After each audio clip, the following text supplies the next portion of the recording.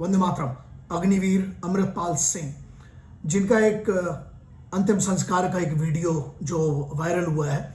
मैं ट्रेनिंग में था, उसके बाद नवरात्रि का पहला दिन है तो ट्रैवलिंग, और मैं जनरली ट्रेनिंग पे जब खुद बोलते हैं कि मोबाइल का उपयोग नहीं, तो हम खुद नहीं करते हैं, इसलिए दूर रहता हूँ। जब देखा तो बहुत सारा इस पर बहुत सारे लोगों के बहुत सारे कमेंट्स और वो सब देखे।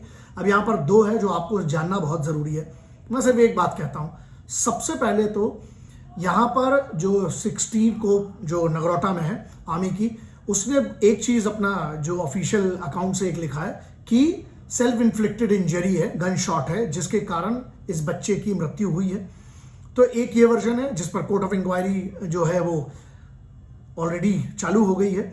लेकिन मैं रक्षा मंत्रालय से एक बात बहुत निवेदन करना चाहता हूं कि देखिए, मैं पहला व्यक्ति था जिसने आपके इस स्कीम का खुलेआम सबके खिलाफ जाके और मैंने इसका समर्थन किया था। यहां पर बात यह आ रही है कि यदि ये बच्चा लाइन ऑफ ड्यूटी पर शहीद हुआ है तो इसको शहादत का सम्मान मिलना चाहिए, क्योंकि इज्जत से बड़ा पैसे से माँ बाप का बच्चा थोड़ी लौटने वाला है। तो एक ये बहुत बड़ी बात है। और दूसरा ये है कि कहां गए वो लोग जो सिखों के बलिदान पर सवाल उठाते हैं, क्या मुंह में बवासीर हो गया क्या? तो ये मत किया करो यार।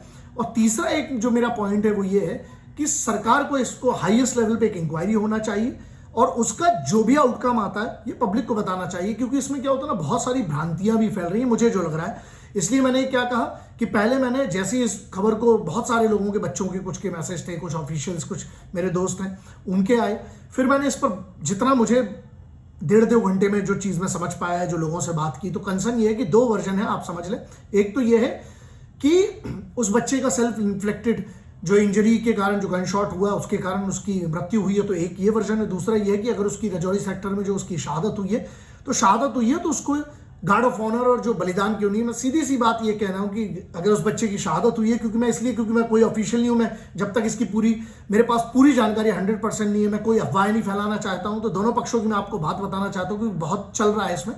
तो ये आपको जानना पड़ेगा कि अगर अग्निवीर स्कीम में कुछ ऐसी चीज, अगर करेक्शन अभी है तो ये होना चाहिए, क्योंकि सम्मान से बड़ा कुछ नहीं है। उनके माँ बाप को पैसे से थोड़ी खरीदा जा सकता है। जिसका बेटा गया है, जिसका बच्चा गया है, उसको एक चीज तो सबसे इंपॉर्टेंट है, वो क्या है? सम्मान। और किस लिए जाते हैं बच्चे, और किस लिए फौज की नौकरी कोई ज्वाइन करेगा? सम्मान ही है ना।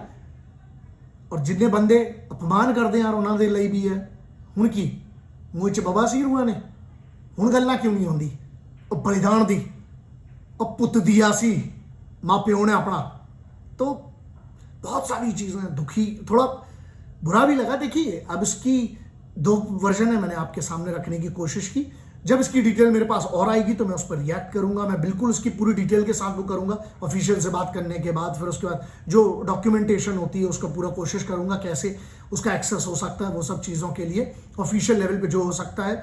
और उसके अलावा ये है कि जो लोग पूरी जानकारी ना होना, प्लीज़ इसके बारे में भ्रांतियां भी ना फैलाइए, क्योंकि इससे क्या है ना, माहौल बिगड़ता है चीज़ों का और मनोबल टूटता है, फौज का टूटता है, जो अग्निवीर बच्चे जो तैयारी कर रहे हैं उसका भी है। तो सीधी सी बात है। रही बात भारत सरकार के लिए, तो मेरा बिल्कुल निवेदन है कि इस पर एक बहुत बड़ी इंक्वायरी होना चाहिए और कोर्ट ऑफ इंक्वायरी जो शुरू हो चुकी है उसका भी जो रिजल्ट आएगा उसको पब्लिक करना चाहिए। और चौथा एक पॉइंट यह है कि कृपया करके, अगर अग्निवीर स्कीम में ये वाली बात नहीं, आप जितने लोगों को रिटेन करते हैं, 5% करें, 25% करें, 50% करें, जो भी बच्चे रिटेन होते हैं, अगर ड्यूटी पर शहादत होती है ना, तो मुझे भरोसा, और मैं इस चीज का बिल्कुल निवेदन करता हूं कि उनको सर्वोच्च बलिदान दिया है उनने राष्ट्र के लिए, उनको सम्मान मिलना चाहिए। इसके अलावा कोई कुछ नहीं दे सकता इन बच्चों को और इनके परिवारों को, माँ बाप को आप क्या दोगे साहब? तो ये बड़ी चीज है। अब इसका पक्ष और जो विपक्ष दो फड़ में बढ़ चुके हैं। मैं कोई अफवाह, मैं उस पर जब तक मेरे पास कोई डॉक्यूमेंटेशन में जब तक मैं कोई ऑफिशियल चीज नहीं देख लेता हूं तब तक मैं कोई रिएक्शन नहीं देना चाहता हूं। लेकिन जो भी गलत होगा, ना पहले किसी को छोड़ा है ना आगे छोड़ूंगा।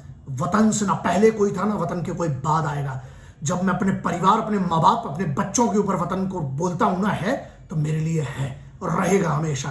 तो अगर इसमें हक की बात होगी तो ये आदमी सबसे पहले खड़ा होगा, पहले भी था, आज भी हूं, और जिस्म की आखिरी बूंद तक और आखिरी सांस तक मैं इस वतन के योद्धाओं के लिए, सिपाहियों के लिए, किसानों के लिए और युवाओं के लिए, बच्चियों के सम्मान के लिए, आत्म सुरक्षा के लिए, बच्चियों का सम्मान जो है उसके लिए, और फौज की किसी भी, जो आदमी फौज के खिलाफ जाएगा, चाहे कोई भी किसी भी स्तर का, पहले भी बात करते आया था, आगे भी करता रहूंगा। तो बस पूरी जानकारी हासिल करने के बाद आप लोग कोई रिएक्ट कीजिएगा और एक आंदोलन शुरू कीजिएगा। और अगर गलत है सो गलत है, चाहे वो कोई हो। यही मैंने सीखा है माँ भगवती महाकाल और अपने माता पिताजी और अपने गुरुओं से। वंदे मातरम। भारत माता की जय।